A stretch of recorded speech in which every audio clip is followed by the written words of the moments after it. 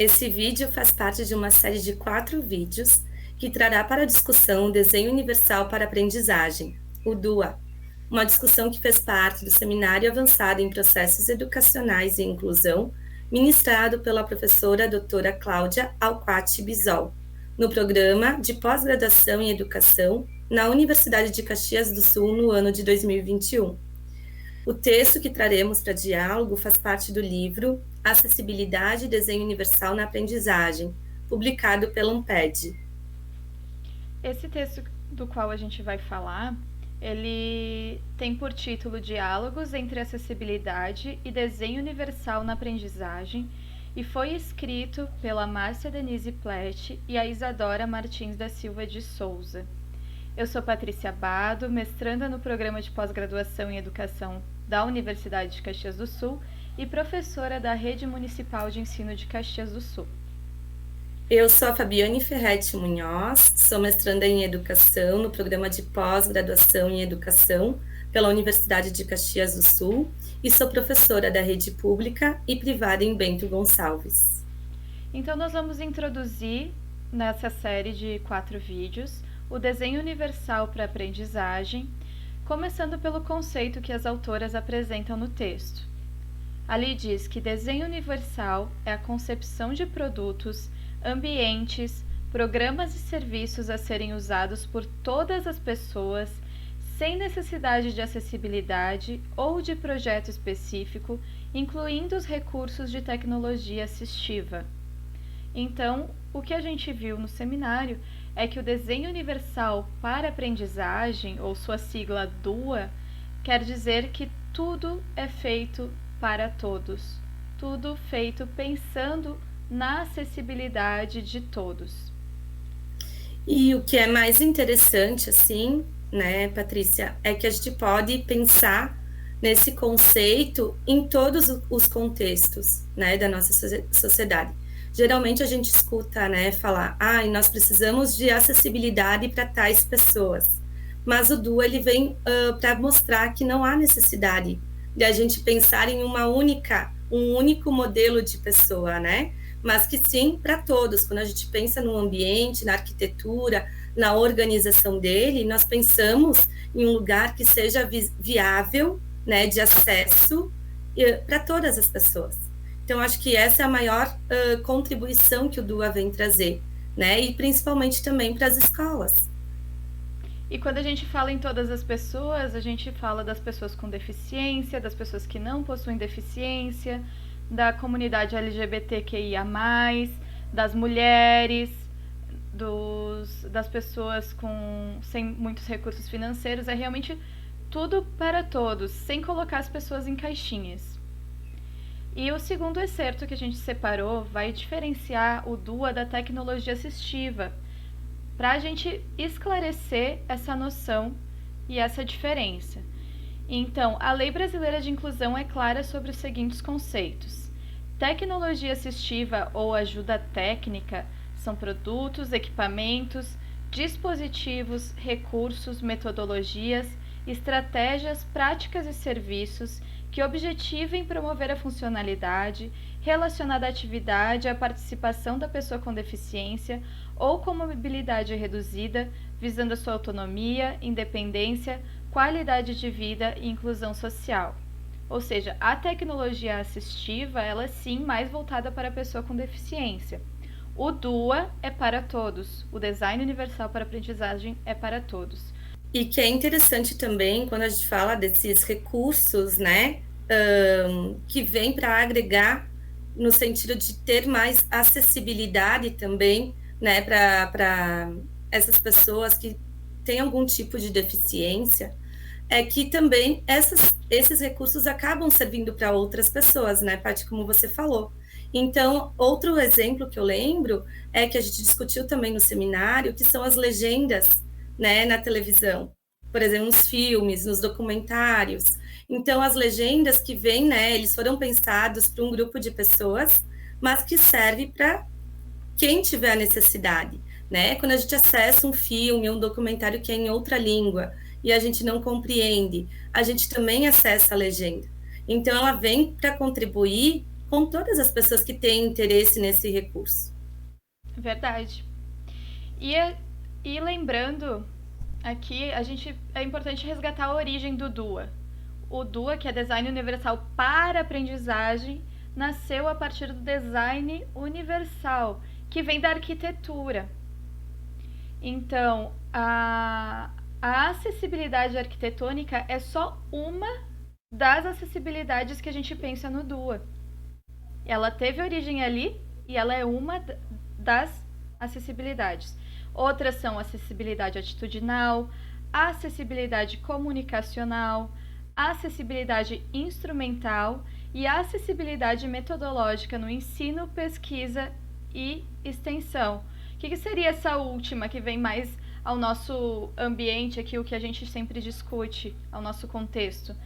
A ausência de barreiras nos métodos, teorias e técnicas de ensino, aprendizagem, de trabalho, de ação comunitária, social, cultural, artística, entre outras. Isso me faz pensar, me faz lembrar também que a gente comentou se o professor deveria ser quem coloca o DUA em ação na sala de aula, ou se seria designers que pensariam o DUA para não sobrecarregar o professor. Eu não vejo por que dicotomizar, por que separar essas funções. Acho que todo mundo poderia trabalhar para que o DUA se fizesse realidade. Ele é algo complexo de ser feito. Algumas ações são mais simples, outras mais complexas, mas se a gente pensar no ideal de um desenho de tudo para todos em sala de aula, não é tão simples assim. E o professor não pode estar sozinho nessa luta. Precisa de outras pessoas que auxiliem ele, certo? Uhum. E é interessante porque daí na educação, né, a gente precisa ter esse cuidado, porque dentro de uma sala, dentro de um grupo de crianças, né, de estudantes, nós temos uma diversidade no mesmo lugar. Então, quando a gente oferta somente um tipo, né, de material, uma forma só de acesso, quantos desses, né, estão tendo a dificuldade para compreender aquilo que nós estamos compartilhando?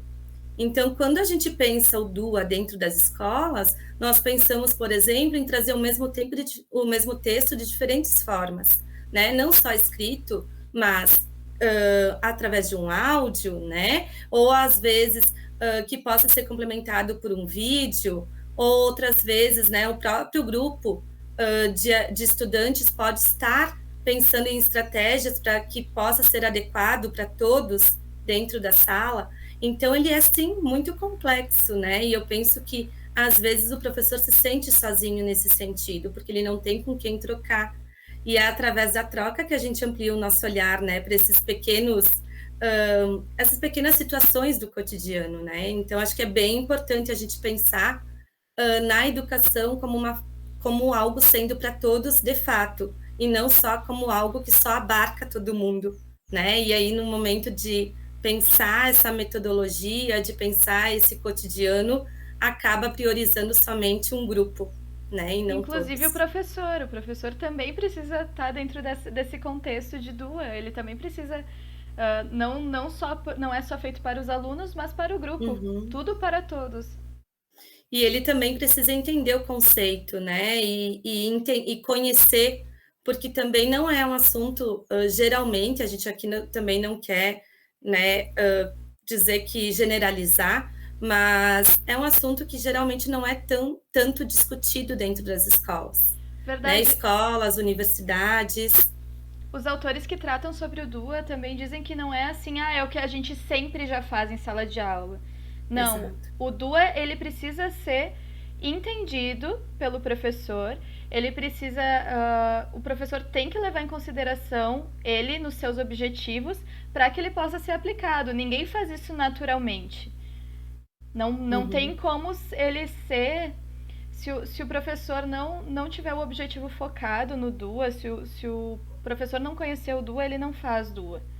Não é o que a gente faz naturalmente em sala de aula. Ele precisa de uma preparação, conhecimento teórico. Isso aí.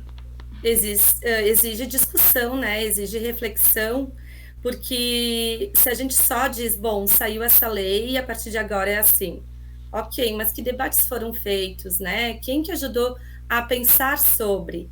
Quais são os recursos? Quais são as estratégias? Né? Como que a gente tem a nossa prática hoje? Como ela pode ser transformada?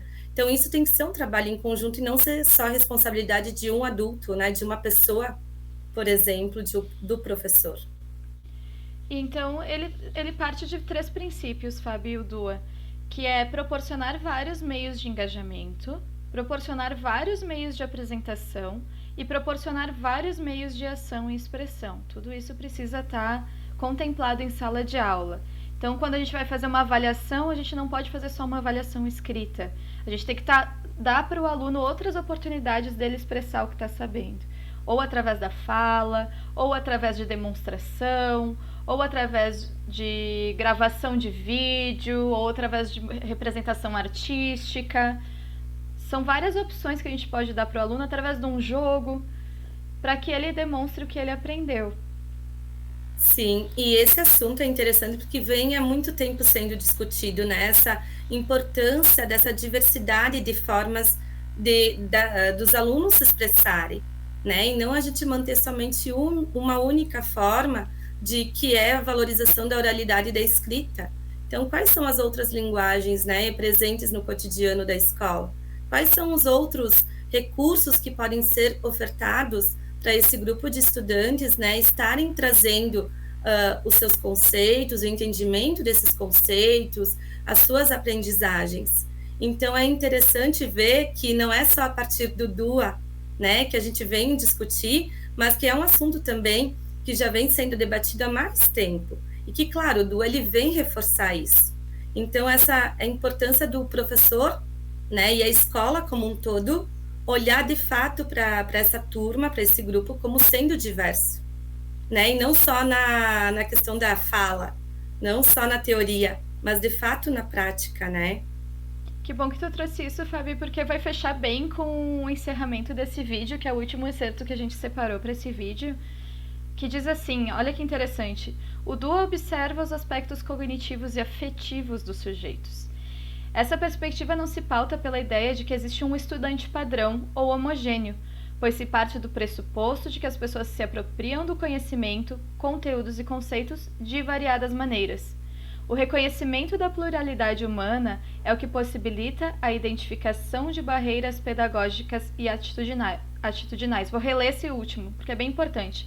O reconhecimento da pluralidade humana é o que possibilita a identificação de barreiras pedagógicas e atitudinais. Então, a gente quer fazer uma sala de aula realmente acessível para todos. Como o Dewey falou, a escola ela é a própria vida. Ela não é preparação para a vida. A escola é a própria vida.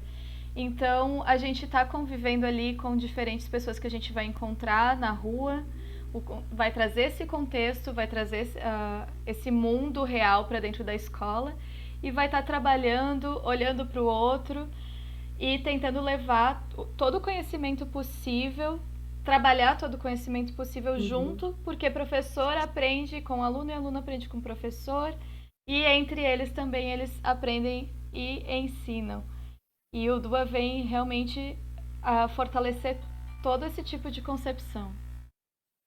Perfeito, Paty. Também trazendo, né, esse último excerto, é que me recorda muito Tonucci, né, as provocações que ele nos traz. Em uma delas, em uma das suas charges, ele coloca, né, um grupo de crianças, todos falando a palavra escola em diferentes línguas, né? Só que aí nós temos lá o professor anotando, né, e olhando, mas aí chega um momento que eles, ok, mas todos têm 10 anos. Né? Então, coloca todos dentro da mesma caixa. Então, em que momento esse olhar acontece? Né? Ele tem que ir para além da teoria. Bom, se eu tenho uma turma diversa, né? Eu sei disso. O que eu posso estar trazendo para ampliar o repertório dessas crianças? Né? E de que formas isso pode estar no cotidiano, né? Por meio daquilo que eu proponho para as crianças e para os acadêmicos, porque isso também não se parte só para a educação escola, né? Educação infantil, fundamental e médio, isso é para todos. A universidade também precisa ter esse olhar. Então, como que a gente tem identifica e reconhece e também valoriza essa pluralidade humana que existe, né, dentro das escolas, dentro dos contextos, né, acadêmicos. Verdade. Então a gente espera ter explicado para vocês um pouco, feita essa introdução do que é o DUA, do que é o Design Universal para Aprendizagem, e deixamos o convite para que vocês vejam os próximos vídeos gravados pelas nossas colegas. Muito obrigada por assistir. Muito obrigada e até logo.